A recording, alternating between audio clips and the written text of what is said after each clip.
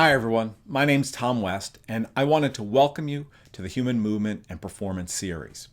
In this presentation, I'll take some time to introduce myself and introduce you to the content we'll be covering within the courses that are in this series. The goal of the Human Movement and Performance series is to provide you with a foundational understanding of human movement systems, allowing you to design more functional and effective exercise programs for your clients and athletes.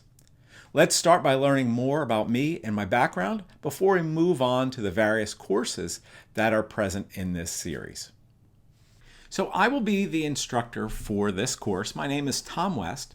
My PhD is from Penn State, and I have a master's degree from West Virginia University, and my undergraduate is also from Penn State. I'm a full-time educator. I work full-time at California University of Pennsylvania, teaching in their exercise science programs at the bachelor's, master's, and doctoral levels. I also have a love for technology, so I utilize that in the courses I develop, both at CalU and online. My background is in kinesiology and athletic training. I really wear two hats. I'm an athletic trainer and an educator, and I love to combine the two. I have a love for the human body, understanding how it works and how it's involved in human movement, and we'll certainly leverage that in this course. The Human Movement and Performance series is broken into sub-courses. Feel free to take some or all of the sub-courses.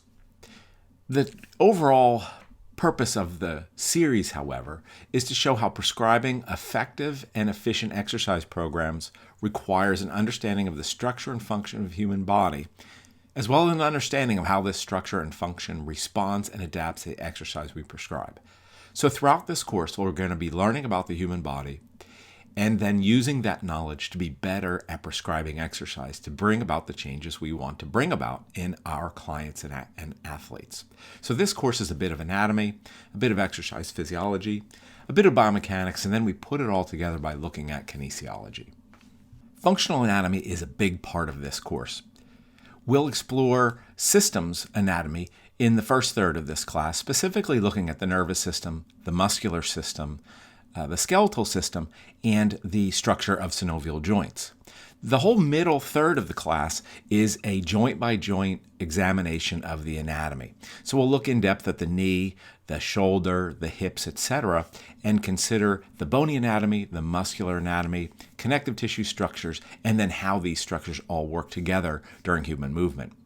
In the last part of the course, we'll put it all together by looking at how the anatomy is involved in complex motions like throwing and walking and running. Exercise physiology is present in this course primarily in a couple ways. First, as we will review the physiology of muscle contraction. Often this is the limiting factor to performance because muscles fatigue. They run out of the energy substrates that they utilize to fuel motion. So we'll consider exercise physiology from that perspective. We'll also look at other aspects of physiology that limit performance, such as the ability to deliver oxygen to working muscle and so on. So throughout the course, we'll talk about how our exercise prescription has to match the physiological demands of the activity. So we'll look at how to analyze motion to determine what those limiting factors might be, and then describe and create programming that would help to address those potential limits to performance. We really have to understand the acute and chronic adaptations the body makes to exercise. That's really the goal here, is to apply exercise in a way that it brings about the changes that we want. And to do that, we have to understand exercise physiology. Biomechanics will be covered here as well. Basically, the human body, when it moves, is a machine. Forces are applied to it from the outside, and forces are created inside through working muscle. So throughout the course, we'll talk about these forces, how your body can take advantage of these forces or resist these forces to prevent injury, but also to increase performance. So we'll talk about concepts such as kinetics, which are the forces that are applied to the body. We'll also talk a lot about kinematics, which is the position and description of movement of the body. And we'll look at how these two aspects of biomechanics and physics interact during human movement. Finally, we'll talk about kinesiology, and kinesiology really is a combination of the three previous topics. It is a combination of anatomy, physiology, and biomechanics. And we'll do this by analyzing movements and sporting motions throughout the course. Because to analyze these motions, it allows us to identify the types of muscles that are involved, how those muscles are involved, and what joints are involved. This analysis will allow us to better prescribe motion or exercise to target the muscles that are used in these activities. So it'll allow us to design sports-specific or activity-specific exercise programs. It'll allow us to evaluate and improve movement efficiency, and understanding of kinesiology will also help us prevent injury while also enhancing performance. Here's the schedule for the Human Movement and Performance series. You'll see that I've broken the courses within the series into these three different groups. The first 5 courses are what I consider to be background material, going over the different systems that are involved in human movement. We'll review the skeletal system, muscular system, biomechanics. We'll go over the physiology of muscle contraction and so on. These background courses will provide you a good foundation for understanding the future presentations, as well as how the body responds and adapts to the exercise we prescribe. The middle third of the course, really the main component, is a joint by joint or region by region review of the anatomy, the muscle system, and the function of each of these regions of the body. We consider them individually in these courses, but we also then consider how they're affected by the joints above and below to give a whole body type view of how these joints are affected. As you'll see as you move through this course, we can't just look at these joints individually. Great example, especially the hip and the pelvis, has a huge impact on the whole lower extremity. If we have hip dysfunction, it can lead to injuries in the knee, injuries in the foot and the ankle, and a decreased performance of the lower extremity as a whole. We also can see issues referred more proximally from the hip and the pelvis, including back pain and shoulder problems. So we will take a region by region view of these areas, but we will always have an eye on the rest of the body. Finally, we add a couple application presentations or courses at the end that will examine whole body motions, including throwing mechanics and walking and running gait, where we'll look at the contribution of each of the individual joints, as well as the kinetics and the kinematics of these motions.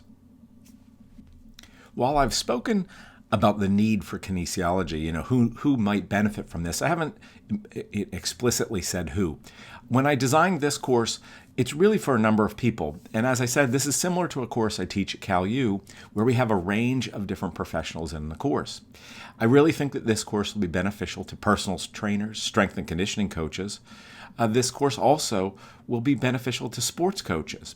Both of those groups obviously need to know how to maximize human performance. Personal trainers and strength and conditioning coaches have a good background in understanding the human body, but we can take that background even further and enhance it in this course by then applying it to some real-world problems. For sports coaches, sometimes sports coaches don't have a strong background in exercise science and can benefit dramatically from a better understanding of the human body and how it's structured, and then being able to apply that to the coaching that they provide. This course also fits really well for healthcare professionals. I'm an athletic trainer, and we've had a number of physical therapists, chiropractors, others, people that are involved in working with patients and clients that are physically active, maybe athletes, and a better understanding of how the body moves, the muscles involved in that movement, are only going to enhance their ability to provide treatment and rehabilitation to injuries, as well as prevent injuries that do occur. So in conclusion, I've structured this course to really be helpful for anybody that works with the physically active, even if it's for yourself, and to be able to enhance your training for a specific type of event or activity, then this course is for you. This course will allow you to gain better understanding of the muscles of the human body and how they're involved in human performance, and how to train them most effectively for the type of activity that your clients engage in. We'll understand why different types of exercises are performed over others and how they may provide benefits not just to the individual joints that they're crossing, but to the function of the whole human body.